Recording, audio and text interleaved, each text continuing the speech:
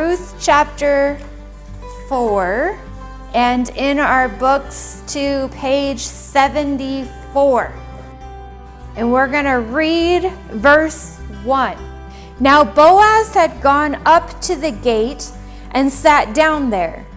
And behold, the Redeemer, dun, dun, dun. That has to happen. Of whom Boaz had spoken, he came by. So Boaz said, "Turn aside, friend.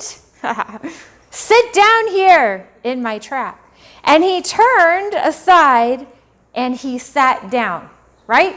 So here we are. Now the gate, as you studied in your homework, is super important, right? Biblically, every time you come to the gate of any city, there is something important going on. These gates is like an outdoor courtyard, right? Where the city council would meet. It's where they would have their towns meeting. They would settle disputes. It was their courthouse, essentially, and anything, any trouble, any question that had to do with the law would happen right there at the gates. Keeping the mission at hand in your mind, why would Boaz then position himself right here at the gate? So Boaz is there to talk to the city council about this matter of Ruth and the kinsman and the land and all of that, right? So let's look at verse 2. So he, Boaz, took 10 men of the elders of the city and said, "Sit down here." So they sat down. So your challenge was to list the players at the gate at this point. Who do we have? Boaz, the near kinsman,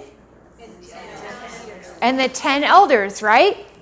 And always 10 elders would sit in the gate to have a full council of the law represented.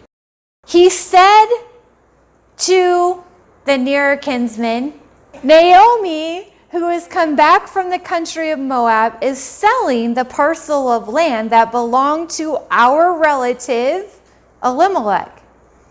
So I thought I would tell you of it and say," his story is awesome, "buy it in the presence of those sitting here and in the presence of the elders of my people.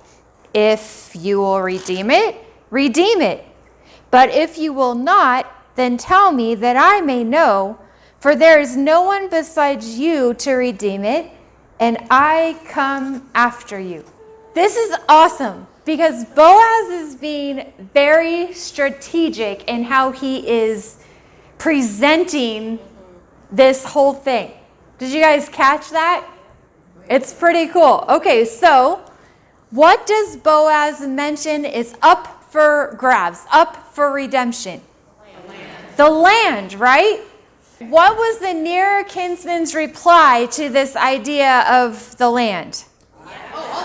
Oh yeah, I'll take that, right? Any opportunity to grab land, they want that, right? Because everybody owns what they own, and they don't get anything else unless if they can redeem it, right? So he's like, "Oh, I want the land, yeah." And this is where we go, "Oh no! He agreed," right? Because the nearer kinsman, he said, "Sure, I'll take it," right? And Boaz is like, "If you want it, it's yours. But if you don't, then I'm next," right? I'm next in line. But he agreed. But who did he omit from this whole thing? Ruth, right? Did Boaz forget about Ruth? No. This is not a major fail on behalf of our hero. That's not what's happening. But it is a brilliant strategic approach. So let's look at verse 5 and 6. Then Boaz said, "Well, the day you buy the field from the hand of Naomi, You also acquire Ruth the, still following her, right? Her identity still follows. You have to take Ruth, the widow of the dead, in order to perpetuate the name of the dead in his inheritance. Then the Redeemer said, yes, he said, oh, I can't do that, right? I cannot redeem it for myself, lest I impair my own inheritance. Take my right of redemption yourself, for I cannot redeem it. The land and the lady are a package deal, right? You can't have the land without redeeming Ruth. Property was attached to a person, and you can't have one and not the other. So, what's his answer now? No. And the reason he gave was, lest I impair my own inheritance, destroy, corrupt, and ruin. Who's he talking about? Ruth, right? He says, I can't take her because she will destroy, corrupt, and ruin my heritage. Now, this was the custom in former times in Israel concerning redeeming and exchanging. To confirm a transaction, the one drew off his sandal and gave it to the other. And this was the manner of attesting in Israel. So when the Redeemer said to Boaz, buy it for yourself, he drew off his sandal. Now, this is odd. This is kind of like the threshing floor, right? Like, what's the deal with the sandal? That doesn't make any sense. And even in our story, the narrator's like, now remember, in ancient times, there was this custom. Okay, so he's even reminding the reader, who would be much more modern times than us, clearly, hey, remember this law. What does the shoe routine signify? Deuteronomy chapter 25 talks about this more in depth. Did you guys read that? 7 through 10. What does the law say about the shoe thing? What's the deal with the shoe? The shoe signifies if the nearer kinsman refuses to take the girl and have a baby, then he gives his shoe to the next guy in line. It's a transferring of, I'm not going to do that. You're up. You're next. Right? Okay, so the role of the kinsman redeemer is now transferred to Boaz. He is now officially next in line. Before we move on in our text, we're going to see how this could possibly have anything to do with us. Not all kinsmen, even the ones in the first position, were able to redeem. Does our kinsman redeemer qualify according to the law of the kinsman redeemer? And who is the nearer kinsman? That's what we're going to talk about. So, first qualification of a kinsman redeemer was this. He had to be related to those in need of redemption, right? The kinsman redeemer had to indeed be a kinsman, related, right? So, we know Boaz and Ruth are related through the tie of Naomi and Elimelech. But what of our relation to Jesus? Does he qualify for us? What did you see about our family ties to our kinsman redeemer? Your first verse was Ephesians 1:5. Adopted as sons, right? That's a family tie. were adopted as sons. That's a great verse. Here's another great verse. Galatians 4:7. Right. Sons and heirs. Right? Heirs to the kingdom and sons of the Father. Romans 8:16 and 17 said what? Children of God and co-heirs with Christ, right? These are just three of many, as you know, as Bible students, of verses that talk about our family ties to the Father, right? And being co-heirs with Jesus. Everything that Jesus has access to and keys to and has an inheritance for is now ours too. That's a big deal. Okay, so does Jesus check off as a family tie to us then? Yes, he does. That's good news. Let's look at the next qualifier. The kinsman redeemer, the Goel, had to be able to pay the price of redemption. He had to actually have the money to buy the land, right? So if he was in debt or like trying really hard to hold on to his own land, he would probably be disqualified from then purchasing another part of the country, right? Does that make sense? So they had to be financially stable enough to buy what needs redemption, right? That's where the city council comes in, like all the law. They would look at all that and see if he qualifies for a kinsman redeemer. Does Boaz qualify? Yes, check, right? He was very wealthy. The Bible tells us that he was.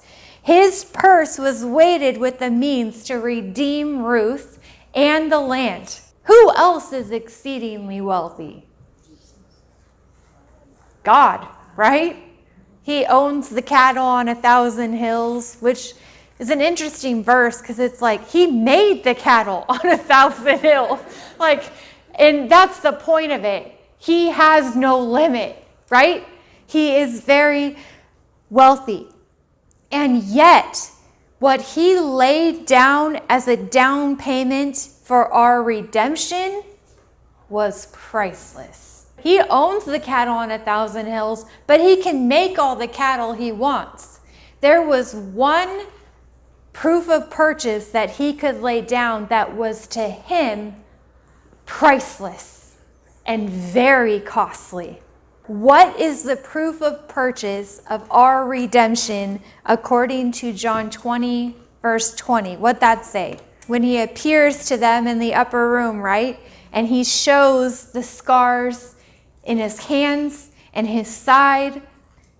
1 Peter 1, 18 and 19. Right, it says that we are ransomed, right? But not with gold and precious stones. What were we ransomed by? The precious blood of Christ, right? That was his priceless cost that he laid down to redeem us. That's amazing. So does Jesus qualify? Yes. Check. The Goel had to be willing. He had to be willing. Now, last week we talked about the flip side of this, where Ruth had to claim Boaz, right? Even if Boaz wanted Ruth, and we know that he did, he couldn't force that kinsman player on her without her claiming him. But on the flip side of it, he had to be willing also. He had to want to. And we just saw in our text that it's possible for these kinsmen to say, nope, nope, nope, right? With the shoe thing, they can get out of it. They don't have to do it. It was a disgrace in their culture to pass it up. That's why there's shoe and spittle and things. Like, it wasn't very favorable, but they could pass it up and move on. We just saw that. So, the kinsman redeemer had to be willing. Was Boaz willing? Yes. Check. Is Jesus willing? Does he check out? Of course he does. According to John chapter 10, verse 18, what's that say? Nobody takes my life, he said. I lay it down willingly. Nobody takes my life. I'm laying it down on my own accord. Hebrews 12:2 we talked about last week, but you just can't talk about it enough. Hebrews 12:2. For the joy set before him, he endured the cross, right? He wasn't sent there kicking and screaming. He went willingly, and his compulsion to go was you. The joy set before him, right? Because of you, the joy set before him, he endured the cross, despising the shame. So he was very willing. Check. These are the requirements of a kinsman. Jesus, of course, fulfilled every requirement of the kinsman perfectly. And yet, there's still the near kinsman. Dun, dun, dun. Yeah, we still got to deal with that, right? Because Jesus was not first in line. Who is this guy, this near kinsman to us in our story? Who is it? Who had first rights to us? The law does. Those who are not yet saved by faith remain under the standard of God's perfection upheld by the law. In fact, as we read last week, and we're going to read again, they are under the curse of the law of sin and death. Every human is under that law. And Jesus cannot abolish that law if we do not claim the cross. He can't. The law stands first, right? Because he wishes how many would perish? None, right? He wishes that none would perish, but he can't force the way out of the curse of the law. You have to claim the cross. So the law stands as our first kinsman. Does that make sense? What is the curse described in Galatians 3:10? Anyone who does not abide in complete perfection, right? Perfection is the standard. You can't break any jot or tittle of the law or you're damned. That's it, right? So this verse says that anyone who does not abide in absolute perfection is under the law, which is all of us, because all have sinned and all have fallen short, right? What hard truth is told regarding the law and the person under the law in that Romans passage in chapter 3? No human being. This verse is so clear. No human being, that's all of us, will be justified under the works of the law, right? Nobody can. The law can't justify a person. Can't. No one is excluded from the bondage of the law. It is held to that standard of perfection, and there is no grace in it. It is the law. But one came to both settle and satisfy that standard of perfection that we could never attain. Somebody had to come and do it perfectly. This is the gospel. Christ redeemed us from the curse of the law by becoming a curse for us. Cursed is everyone who is hanged on a tree. How did Jesus redeem us? Christ redeemed us from the curse of the law. He transferred the rights of the kinsman from the law to him by becoming the curse for us, by being hung on a tree. We were under the near kinsman, but because of the cross, those rights have been transferred to him, right? The law was the near kinsman. Therefore, now there is no condemnation for those who are in Christ Jesus. For the law of the Spirit of life has set you free in Christ Jesus from the law of sin and death, right? We talked last week how you're under one or the other. We're all under a law. You're either under the law of sin and death, or you're under the law of the Spirit of life, right? For God has done what the law, weakened by the flesh, could never do. By sending his own Son in the likeness of sinful flesh, and for sin, he condemned sin in the flesh, in order that the righteous requirement of the law might be fulfilled in us, who walk not according to the flesh, but according to the Spirit. See how these verses come alive in the middle of this kinsman redeemer thing? How much of the law's condemnation are we held under after redemption? How much? None. That's really good news. I like that news. So here we are, we're under this law of sin, and Jesus slipped in and took our place and then held the standard of the law perfectly to break it off of us. The law has never saved anyone. This law was unable to redeem you. Jesus, our kinsman redeemer, was both able and willing to sacrifice everything for your redemption. The law is very good at working with property and stuff. It can redeem all that, but it cannot ever do anything for the person. That's why Jesus came. So this picture holds up with the near kinsman because he was very ready to redeem the property, right? Oh, I know what to do with the land, right? I know taxes and paperwork. I can do all that, but I have no idea what to do with Ruth, a lost soul. I cannot redeem that. I can't. She's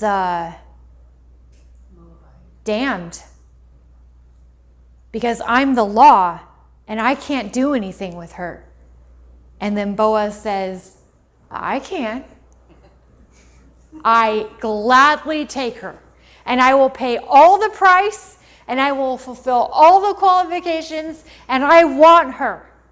And she will not mar my inheritance. I'm just going to give her my inheritance. How's that sound?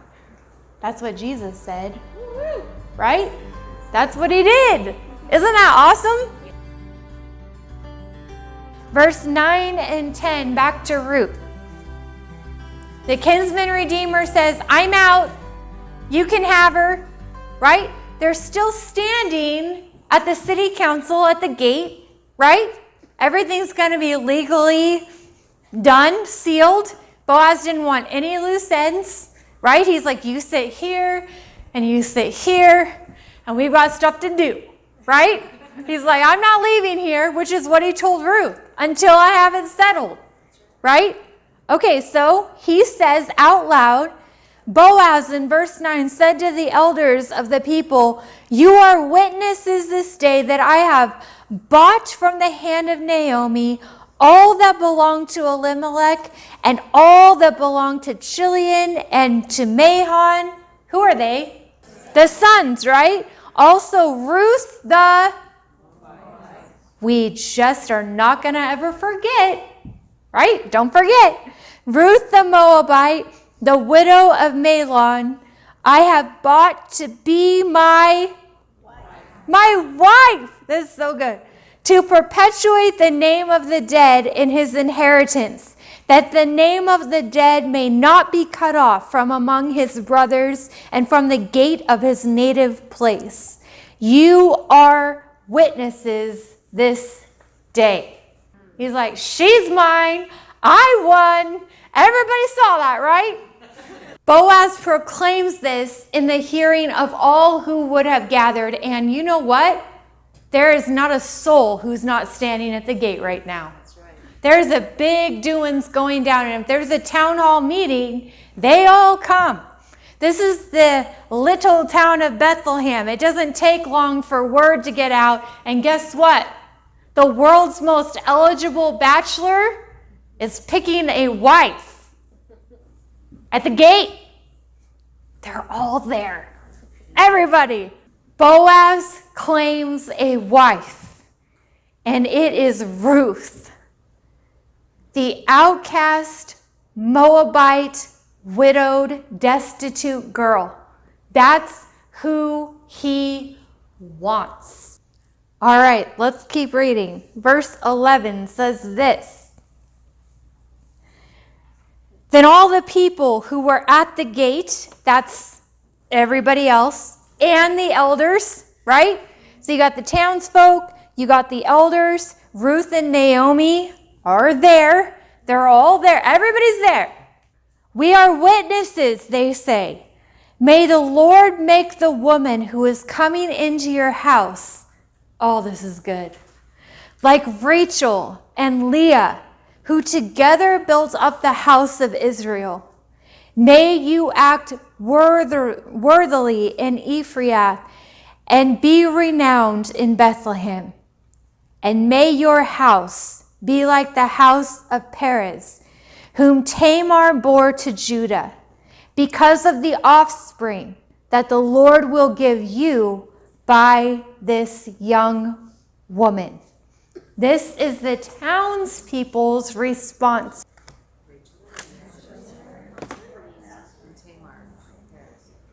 Households did the blessing from the elders include? Right.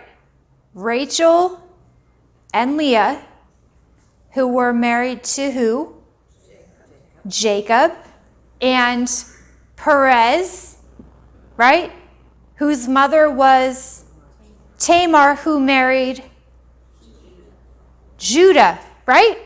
May you be like the house of Rachel and Leah, who together, it says, built the house of God, right? The tribes. So that would be a huge proclamation of blessing, right? The tribes. Because this is the tribe of what? Judah, right? Now, that's a hint to why maybe Tamar and Perez were thrown into this blessing too.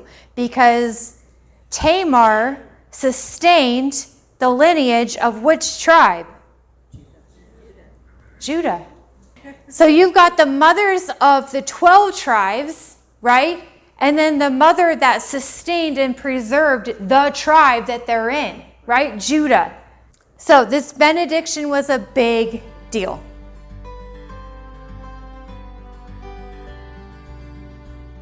So Boaz took Ruth, and she became his wife.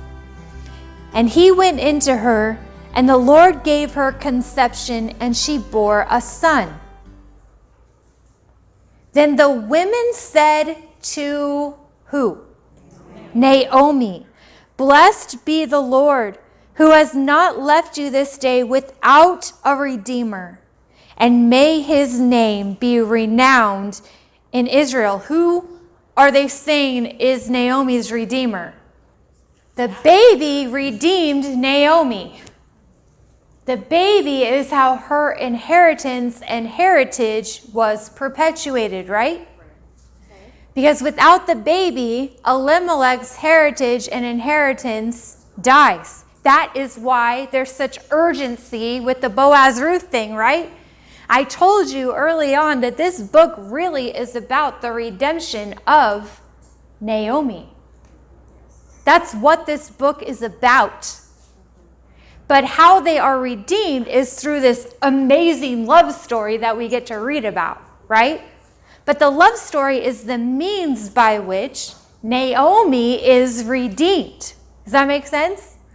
So you have a redeemer, and may his name be blessed in Israel. They're talking about the baby. He shall be to you a restorer of life and a nourisher of your old age. Again, they're still talking about who? The baby, right?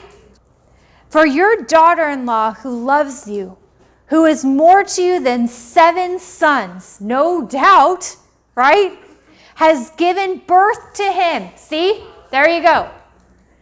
This blessing, this benediction over Naomi is all about the baby. This baby has redeemed you.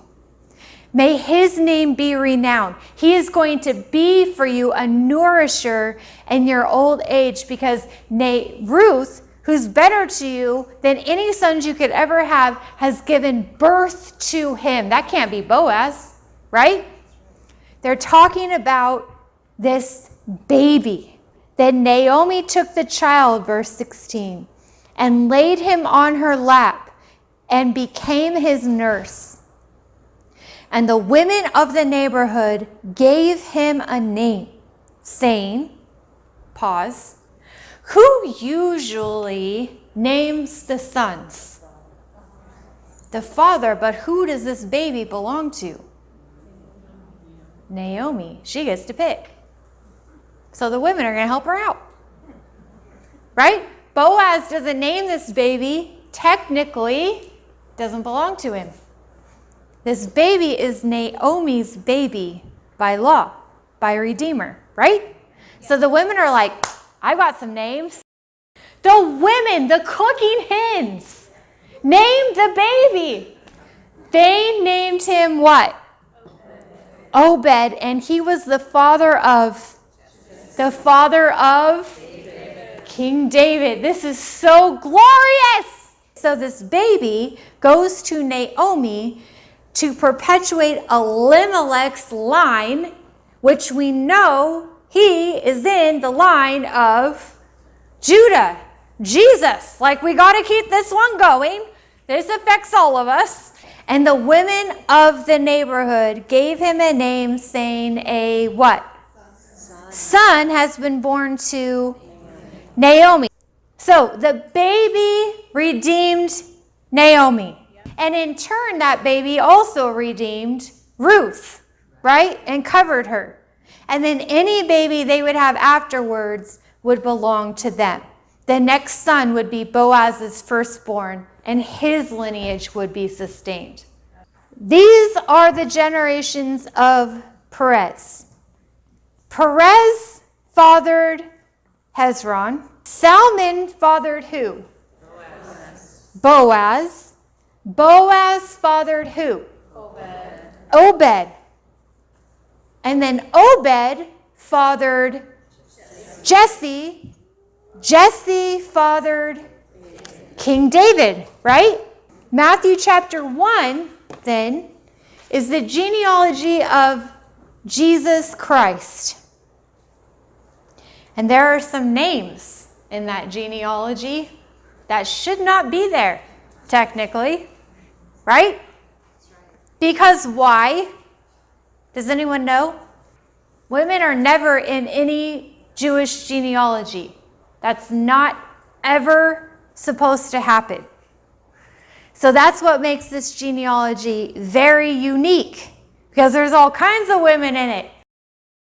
Perez's mother is Tamar, right? Boaz's mother is Rahab. This is so great. Obed's mother is Ruth. The Levirate marriage is, in a nutshell, that when a husband and wife are married, they don't have kids. Husband dies, right? She's a widow with no kids, which means there's nobody in the line of the husband. The way that redemption and inheritance and heritage works is that it goes through the line of the firstborn son. So if there's no firstborn son, then there's nobody to pass the heritage, think of a will or something. Like in our times, that would be close, right? A will, an inheritance. If the dad dies and there's no son to pass it to, then it's cut off. Nobody gets it. And so the family name, everything about that family, everything about the Jewish line follows through the firstborn son. So if that is cut off, that's it. The branch of that tree is forever off. Does that make sense? So everything that had been coming down, so-and-so begot so-and-so. So-and-so, this is such a big deal, right? All the genealogies. If there's no begot so-and-so, it stops and it's cut off and it's lost forever. Your challenge was to go remind yourself about who these women are. Okay, Judah is a messed up dude.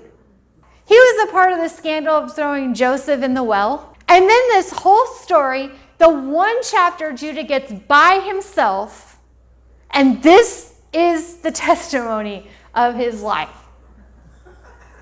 Okay, Judah.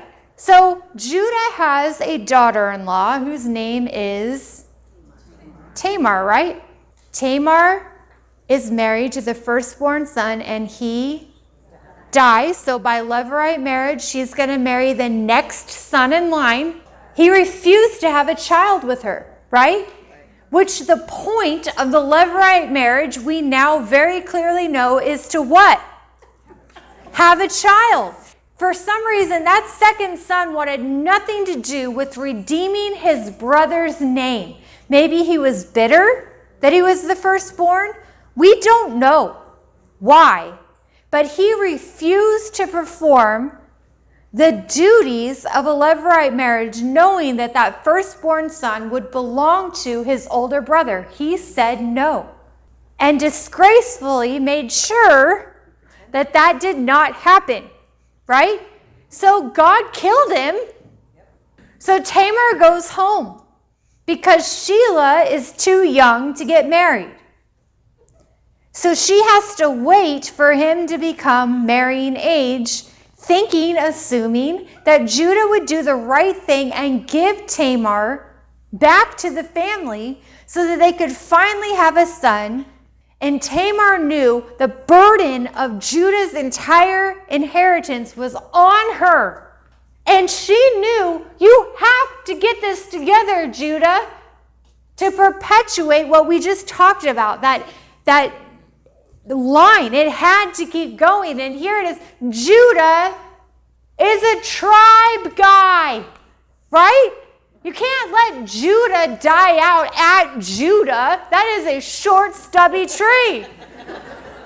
There's no one. There's Judah.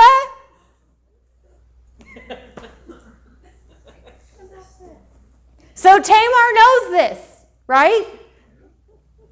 She doesn't ever marry Sheila, and she knows it's not going to happen. So what'd she do? You can say all the words out loud. It's okay. What'd she do? And she goes out there and she waits for Judah, and probably she had to hide then until he went by. So he...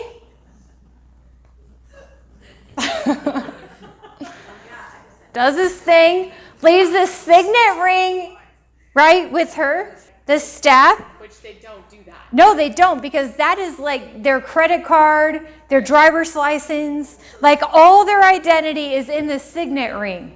So he gives it away, and she's pregnant,